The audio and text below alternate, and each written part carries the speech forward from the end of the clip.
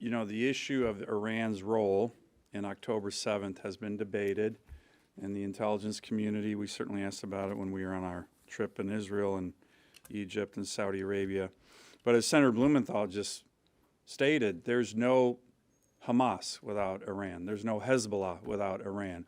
There's no Houthis without Iran.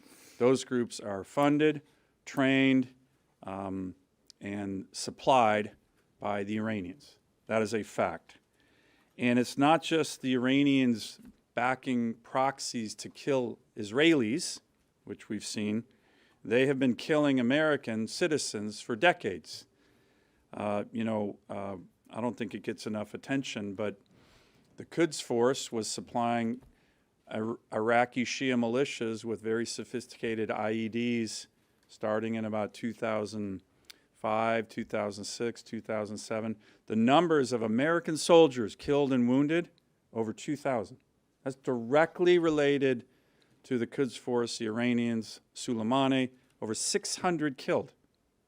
Our men and women, the best of this country, killed by the Iranians. That's recent history, by the way. So, I have been very critical of the Biden administration's policies towards Iran. But what we're doing today is we're looking forward. And not just with regard to this resolution, but with what Senator Blumenthal just mentioned, there is strong bipartisan support to reimpose and tighten the economic sanctions, the oil sanctions, to reimpose the ballistic missile sanctions, which expired at the UN 3 weeks ago, to impose secondary sanctions, to go to companies who invest in the Iranian oil and gas sector and use American leverage and muscle to get them to divest.